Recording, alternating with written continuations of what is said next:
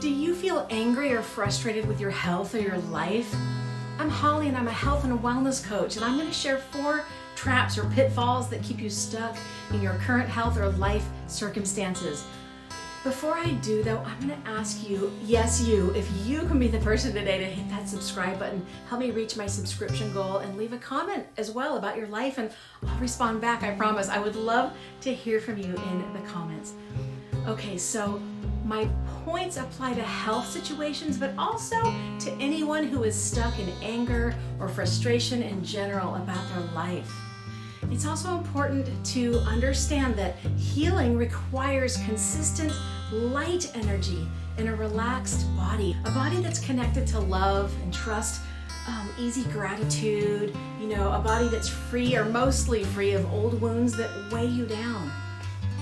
Old wounds are old stories and traumas from your life, and they can act like background static noise in your system, creating a slow energy drain that can build up over time, causing your body to wear down. And if there are ongoing, deep-seated traumas or issues that keep you from being light and easy about your life, it's so difficult for the body to exhale and relax enough, so to speak, to get out of the anger zone, the worry zone, the fear zone, the resentment zone, the blame zone, or the I'm bitter about my situation zone. It's hard to get out of that enough to heal the cells if you're stuck in that perpetually. We all have stress, and that's fine, but it's all about how often we stay in that cycle. And also knowing that anger is the #1 emotion that causes the body to break down. We need to take breaks between these painful emotional episodes, practicing wellness, even if it just, means getting a cup of coffee or breathing down by a creek, just being intentional with letting off the pressure in your body, in your mind, taking your foot off the gas pedal, you know what I mean? I used to describe my life as 1 foot on the gas pedal with the emergency brake on at the same time, and my body suffered for it. I became stuck physically and somewhat emotionally as well, and well, mentally for sure, for 10 years. 5 of which I was slumped over on a couch, barely able to function, barely able to lift my head, due to a severe case of Lyme disease with tick-borne co-infections, multiple activated viruses in my body. And yeah, I got bit by a tick, but my life did not help at the time. It was hard to manage my health. And one of the hardest things to manage can be physical or, health setbacks of any kind. And the hardest part about anything that feels chronically negative or chronically heavy, we can become so frustrated with the illness itself that it feels doubly or triply hard to feel easy about your life, which then perpetuates the situation. And you also know that it's hard enough to be positive on a daily basis, much less having to do it through chronic health or chronic life situations. But in my case, I knew at some point that I was either going to get busy dying or get busy living. I had to somehow break out of the 4 pitfalls that kept me stuck, and I'll share them with you now. #1, staying chronically stressed or angry.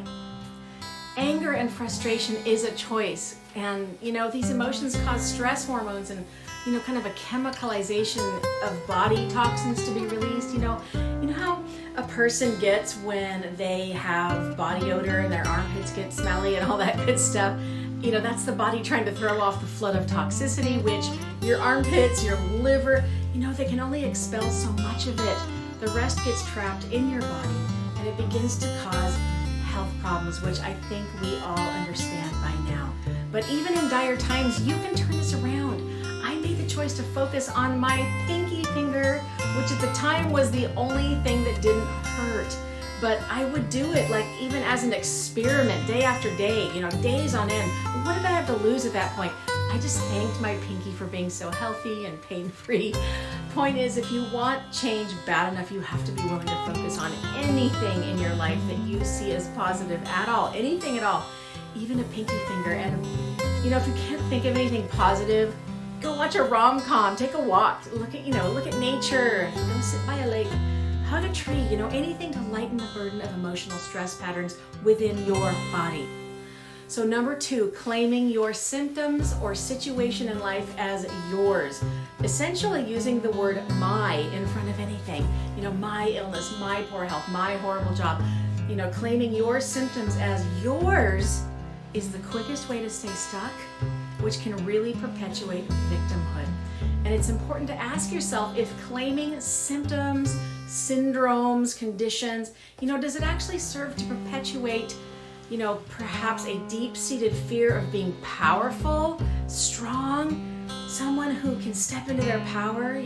Stepping into your power means stepping into courage, knowing you're deserving and worthy and powerful to change your circumstances, even crazy health issues, guys. And some people never get past feeling unworthy of greatness, unworthy of joy, unworthy of wellness, power, but starting by eliminating the word my from your situation is a good place to start. Seeing things as temporary, not of you or as you in your truth. So number 3 is claiming helplessness, which breeds spiritual cynicism. So if you say, nothing I do works to get me out of my stuck place in life, I need a miracle. Well, first of all, do believe in miracles, because miracles happen, and I can attest to that because I'm here today. But know that miracles are created in co-creation between you and your divinity, your higher self, the universe, call it what you want. And that co-creation includes making yourself available to receive love, healing, and forgiveness of yourself, of others, releasing everything that no longer serves you in your highest good, your highest wellness. And if you're closed off and in a cynical headspace about an a-hole God who keeps people in suffering, if that's your take on it, you're gonna stay stuck. The cynicism itself closes you off to your higher self and spirit, which closes off the very gateway you need to remain open for your healing. And I have an acquaintance who is still very sick, sadly, after many years, and is an example of someone who is mired in spiritual cynicism. This person shakes their fist at the universe, cursing their symptoms, blaming their family, everything under the sun, including a cruel God, for their problems, which leads me to number 4. Number 4 is blaming a person or events for your current life situation. So this is like holding on to old stories of how you've been wronged or how someone's failed you and your expectations that you held for them. And because they haven't risen to meet your needs in life, often a parent, but it could be anyone, you end up holding yourself under the water, waiting for the other person to let you up for air. And really it's up to you to do the changing, to move on, to let go of it, to be done with it. Okay, so if you picture sandpaper, these people are like the sandpaper in your world, rubbing up and down on your skin, getting on your last nerve, but the truth is that they are there by design to rub the rough spots off of you. And even if you live with, said sandpaper person, you can still be free of their burden by freeing yourself of your need for them to change. Deciding to let go of the old stories and focusing on you and what you can do about your life. Focusing instead on new, cleaner, clearer thoughts, healthy boundaries.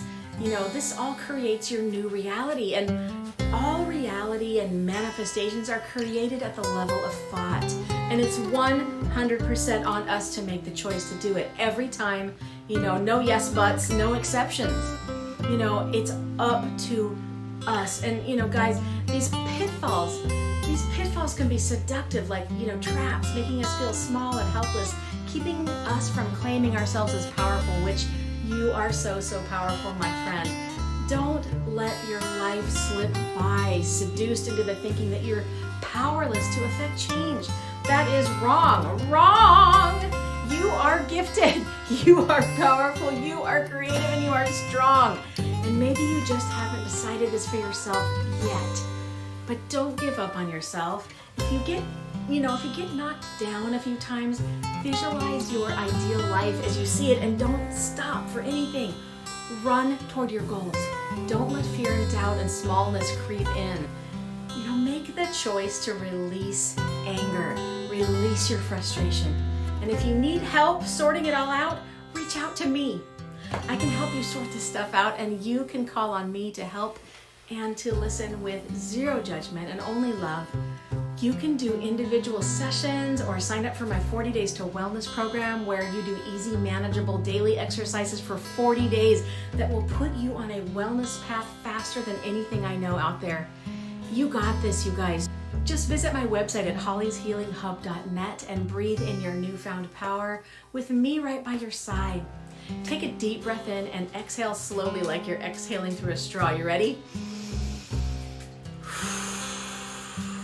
Good, yes. And with that, have a beautiful day, my friend.